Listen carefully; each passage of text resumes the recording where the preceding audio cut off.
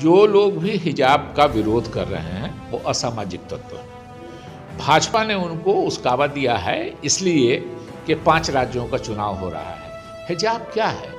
हिजाब है सर पे दुपट्टे को या साड़ी के आंचल को, आमतौर पे दुपट्टे को मुस्लिम लड़कियां का इस्तेमाल करती हैं कि सही से रखने का। ये तो हमारा संस्कार कि लोगों को संविधान की शिक्षा एक तरह से हर धर्म के लोगों को इस देश के संविधान को पढ़ाना चाहिए कि उसमें अधिकार क्या क्या किसको है। लोगों को मालूम ही नहीं है कि संविधान में क्या अधिकार दिया गया है कि हमारे मुल्क में आज की तारीख में नफरत फैलाने वालों को वोट मिलता है और ये इस देश की सबसे बड़ी कमजोरी हो गई। तो प्रधानमंत्री जी को कांग्रेस पे अटैक करने की कोई ज़रूरत नहीं थी क्योंकि उन्हीं का काम होता, लेकिन वो कांग्रेस पे अटैक इसलिए कर रहे हैं कि उनको लगता है कि भाजपा के जो ट्रेडिशनल वोटर थे कुछ कांग्रेस के, और अब नाउमीदी हो रही है, निराशा हो रही है, वो कुछ किसी कारणों से वो बीजेपी की तरफ चले गए थे, उनके गलत नारों से प्रभावित होकर, गलत वादों से प्रभावित होकर वो कांग्रेस के जो पुराने लोग हैं वो भारतीय जनता पार्टी से लौट के कांग्रेस की तरफ आ रहे हैं। इसलिए प्रधानमंत्री और भाजपा के लोग कांग्रेस को पानी पी के गालियां दे रहे हैं। सर, हिजाब को लेकर के कंट्रोवर्सी देश में फैली हुई है, खास करके भारतीय जनता पार्टी की तरफ से एक सपोर्ट दिया जा रहा है। एबीवीपी के लोग कहीं ना कहीं गुंडागर्दी कर रहे हैं, मुस्लिम लड़कियों को स्कूल जाने से रोका जा रहा है। कई अभी हाल ही में एक टीचर हैं, उन्होंने भी रिजाइन दिया है। क्या कहेंगे इस बारे में? क्या गवर्नमेंट के तरफ से ये मुहिम चलाया जा रहा है? देखिए, जो लोग भी हिजाब का विरोध कर रहे हैं वो असामाजिक तत्व हैं। भाजपा ने उनको उस्कावा दिया है इसलिए कि 5 राज्यों का चुनाव हो रहा है। आप युवा हैं, देखिएगा 5 राज्यों का चुनाव जब खत्म हो जाएगा तो ये कंट्रोवर्सी शांत हो जाएगी। हिजाब क्या है? हिजाब है सर पे दुपट्टे को या साड़ी के आंचल को, आमतौर पे दुपट्टे को मुस्लिम लड़कियां का इस्तेमाल करती हैं कि सही से रखने का। ये तो हमारा संस्कार है इस देश का। हिंदू, मुस्लिम, सिख कोई हो, आप हमारे हिंदू समाज की औरतों को देखिए कि घर का कोई बुज़ुर्ग आ गया तो सर पे साड़ी का आंचल बिल्कुल ठीक से रख रही हैं। कोई नई शादीशुदा है तो घूंघट होता है, वो भी हिजाब है, शर्म है, झिझक है कि बड़ों के सामने कोई बुज़ुर्ग आ गया, कोई अनजान है, मंदिर जा रहे हैं, देखिएगा मुस्लिम घरानों में अज़ां की आवाज़ कहीं से आएगी, मुस्लिम औरतें स्पॉन्टेनियस तौर पे सबसे पहले वो दुपट्टे या साड़ी का आंचल सर पे रखती हैं। ये आदर है, सम्मान है। और अगर कोई कहता है कि अपने बुज़ुर्गों का या समाज के लोगों का और अच्छे से रहो, आदर सम्मान के साथ कपड़ा पहनो, हिजाब क्या है? सर पे दुपट्टे को ठीक से रखने का। ये हमारे संविधान में ये हमको गारंटी दी गई है कि हम अपने कल्चर का, अपने धर्म का पालन करें।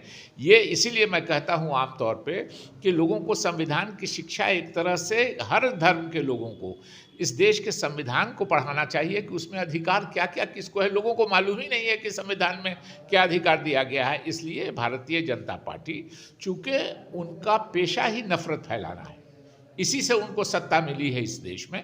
ये अफसोस की बात ज़रूर है, इसमें कहीं कोई दो राय नहीं है कि हमारे मुल्क में आज की तारीख में नफ़रत फैलाने वालों को वोट मिलता है और ये इस देश की सबसे बड़ी कमज़ोरी हो गई है।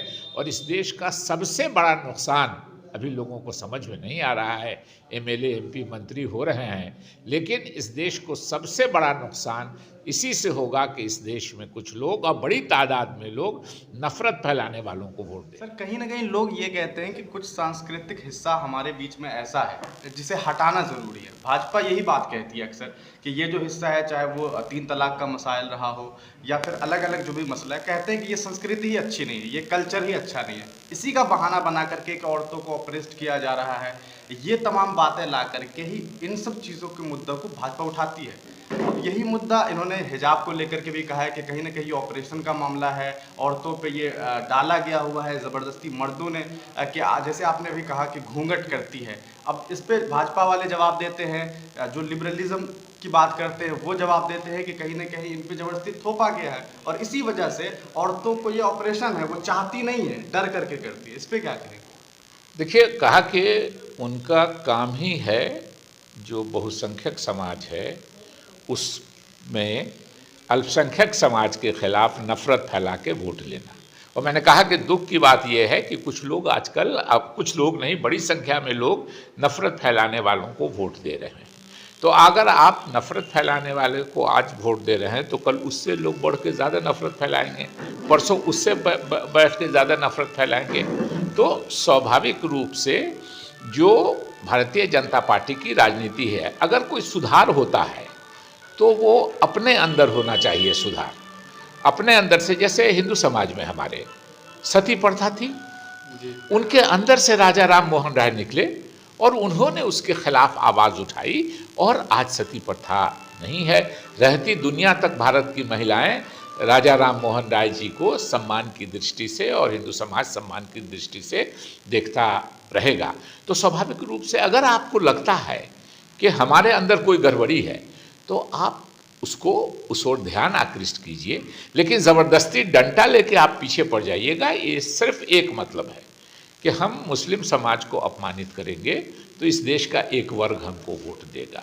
बस एक लक्ष्य है नरेंद्र मोदी जी का कि हम मुस्लिम समाज को, या भाजपा के जो और लोग हैं, ये अडवाणी जी से ये सिलसिला स्वतंत्र भारत में ज़्यादा शुरू हुआ है और उसको जो देश का माहौल ख़राब हुआ, अडवाणी जी के बारे में बहुत लोगों को आजकल नरेंद्र मोदी जी ने उनका जो हाल किया तो अडवाणी जी को से बहुत लोगों को सिंपैथी हो गई है।